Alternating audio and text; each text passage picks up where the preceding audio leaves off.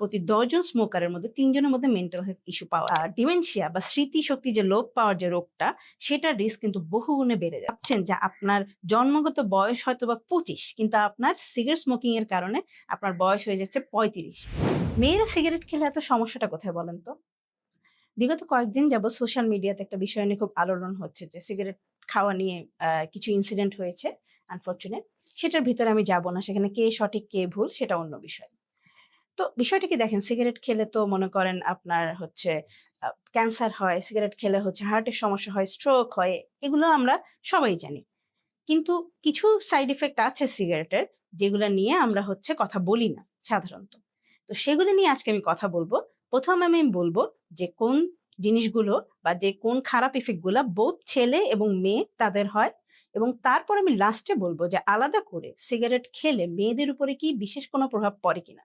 এবং হ্যাঁ, আমি স্পয়লার দিয়ে দিচ্ছি, মেয়েরা সিগারেট খেলে সমাজ নষ্ট হয়ে যায় এটা আমি বলব না। ওকে, তাহলে আমরা শুরু করি।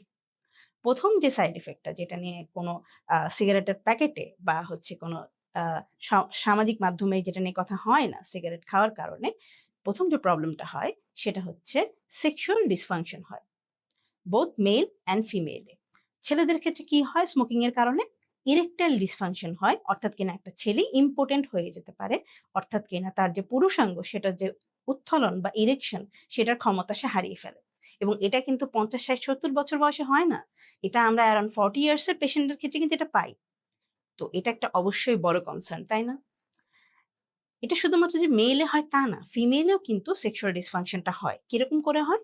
ও ফিমেলদের ক্ষেত্রে যে সেনসেশনটা সেটা কমে যায়। অর্থাৎ কিনা তাদের অর্গাজমের যে ডিসঅর্ডার সেটা হয়। তাদের অর্গাজম পেতে অসুবিধা হয়। এটা গেল হচ্ছে ১ম কথা, ইম্পোর্টেন্ট পয়েন্ট। ২ নম্বর যেটা, ২ নম্বরটা হচ্ছে কি যে আপনার যে অ্যাটেনশন দেওয়ার বা কনসেনট্রেট করার অ্যাবিলিটি সেটা অনেকখানি কমে যায়। আপনার অ্যাংজাইটি, ডিপ্রেশনের রিস্ক অনেক বেড়ে যায়। দেখেন, এটা আমার কথা না, এটা সায়েন্টিফিক কথা। সেটা হচ্ছে প্রতি ১০ জন স্মোকারের মধ্যে ৩ জনের মধ্যে মেন্টাল হেলথ ইস্যু পাওয়া যায়।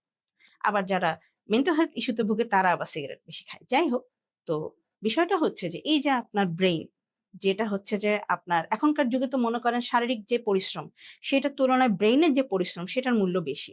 প্লাস আমাদের এআই এর সাথে এখন কম্পিটিশন করতে হচ্ছে। সো আপনার ব্রেইন কিন্তু খুব একটা প্রেশাস অর্গান।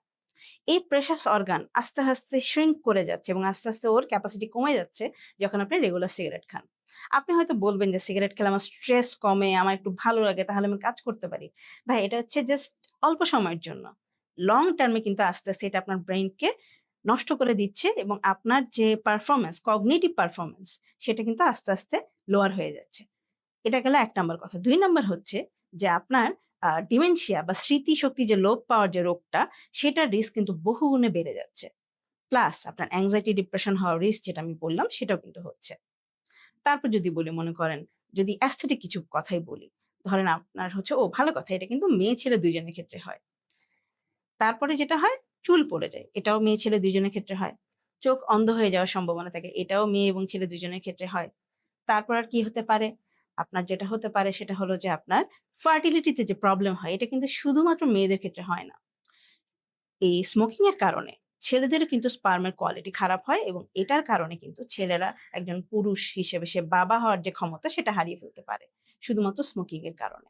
মেয়েদের ক্ষেত্রে তো ইনফার্টিলিটি সমস্যা হয়, এটা আমরা জানি। তারপর যেটা ইম্পোর্টেন্ট বিষয় সেটা হলো এইজিং। ধরেন আমরা তো মানে সবসময় ইয়াং থাকতে চাই বা আমরা হচ্ছে সবসময় এনার্জাইজ থাকতে চাই। প্রতিবার যখন আপনি একটা করে স্মোক করছেন, সিগারেট খাচ্ছেন, আপনি কিন্তু আপনার শরীরকে একটু করে ক্ষতি করছেন। এই ক্ষতিটা হচ্ছে আপনার একদম বেসিক লেভেলে গিয়ে মানে জিন লেভেলে, ডিএনএ লেভেলে গিয়ে এফেক্ট করছে এবং আপনি হয়তো ভাবছেন যে আপনার জন্মগত বয়স হয়তোবা ২৫, কিন্তু আপনার সিগারেট স্মোকিং এর কারণে আপনার বয়স হয়ে যাচ্ছে ৩৫। শরীরের বয়স হচ্ছে যাচ্ছে ৩৫। হয়তোবা আপনি এখান থেকে এখানে চললে হাঁপিয়ে যাচ্ছেন। আপনার অলরেডি লাইনস অ্যান্ড রিঙ্কলস দেখা দিচ্ছে। আপনার চেহারার যে একটা লাস্যময় ভাব ছিল সেটা চলে যাচ্ছে।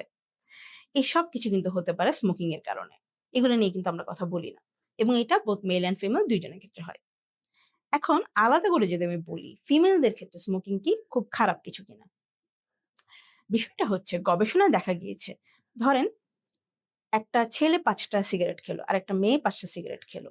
একটা মেয়ের শরীরে কিন্তু সেটার ইফেক্টটা বেশি হবে। অর্থাৎ কিনা ধরেন স্মোকিং এর কারণে একটা ছেলের তুলনায় একটা মেয়ের ক্যান্সারের রিস্ক কিন্তু অনেক গুণ বেশি। এটাতে গেল ১ নম্বর কথা। ২ নম্বর হচ্ছে স্মোকিং এর কারণে আরেকটা যেটা প্রবলেম হয় মেয়েদের সেটা হলো মেনোপজ আর্লি হয়ে যায়। মেনোপজ জিনিসটা কি? মেনোপজ মানে হচ্ছে মাসিক বন্ধ হয়ে যাওয়া।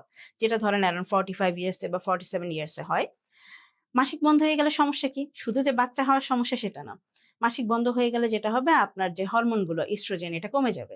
সো আপনার যে এই যে চেহারার যে লাবণ্য সেটা কমে যাবে। আপনার বোনস ক্ষয় হয়ে যাবে। অর্থাৎ কিনা আপনি খুব অল্প বয়সে আপনি বার্ধক্যের দিকে চলে যাবেন। প্লাস হার্টের অসুখ হওয়ার রিস্কটা আরো বেড়ে যাবে। তো এত কিছু কনসিডার করে তারপরে যদি আমি এটা তো বায়োলজিক্যাল কথা বলে ফেললাম। এখন লাস্টে জাস্ট একটা কথা বলি। সেটা হচ্ছে কি দেখেন, এখন তো আমরা সমতা নিয়ে অনেক কথা বলছি, তাই না? তো সমতার বিষয়টা কিন্তু হচ্ছে যেখানে ইনজাস্টিস আসে সেখানে সমতার বিষয় আসে। ধরেন একটা ফ্যামিলিতে ছেলে এবং মেয়ে ২ জনে আছে। ২ জনের কথাকেই সমান গুরুত্ব দেওয়া। ২ জনকেই হচ্ছে বাসার কাজ আ ইকুয়ালি শিখানো। ২ জনকেই হচ্ছে গিয়ে ২ জনকে প্রপার নিউট্রিশন দেওয়া। সেই ক্ষেত্রে আমি সমতার কথা মানলাম। কিন্তু এরকম একটা আগলি হ্যাবিট দিয়ে আমরা কি ধরনের সমতা ছেলেদের সাথে এস্টাবলিশ করতে চাচ্ছি, এটা আসলে একটু আমাদের ভেবে দেখার বিষয়, তাই না? আর আমরা যদি মনেই করেন যে আমরা ছেলেদের চেয়ে পিছিয়ে থাকবো না, আমরা ওদের সবকিছু অ্যাডপ্ট করে নিব। তো ওদের কিন্তু অনেক পজিটিভ কোয়ালিটিও আছে। জাস্ট একটা বেসিক এক্সাম্পল দিই। যদি আপনি খেয়াল করে দেখেন, এখনো কিন্তু বাংলাদেশে এক্সারসাইজ করার যে প্রবণতা মানে একটা খুব ভালো একটা হ্যাবিট সেটা কিন্তু ছেলেদের মধ্যে বেশি মেয়েদের তুলনায়।